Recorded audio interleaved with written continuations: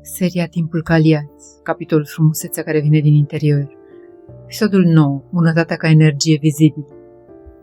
Bunătatea nu începe în comportament, începe în stare. Nu este ceea ce faci, este locul din care faci. Există gesturi corecte care nu au căldură și există prezențe tăcute care liniștesc fără să spună nimic. Pentru că bunătatea reală nu este strategie, nu este imagine, nu este un rol, este o consecință a unui interior care nu mai este în luptă. Un om care nu se apără constant nu mai simte nevoia să rănească. Un om care nu mai este în competiție nu mai simte nevoia să domine.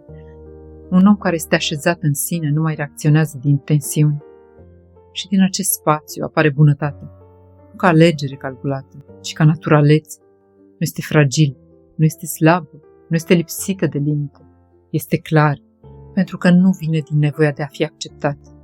Vine din stabilitate, se vede în lucruri mici, în felul în care asculți, în felul în care răspunzi, în felul în care nu intri în conflict inutil. Nu pentru că nu poți, ci pentru că nu mai ai nevoie. Bunătatea reală nu încearcă să convingă, nu încearcă să impresioneze, nu încearcă să fie recunoscută. Este și tocmai de aceea se simte în corp, în voce, în spațiul dintre cuvinte. Este una dintre puținele energii care nu au nevoie de validare ca să fie reale. Și poate că frumusețea autentică începe aici, când nu mai trebuie să pari bun, pentru că ai devenit liniștit.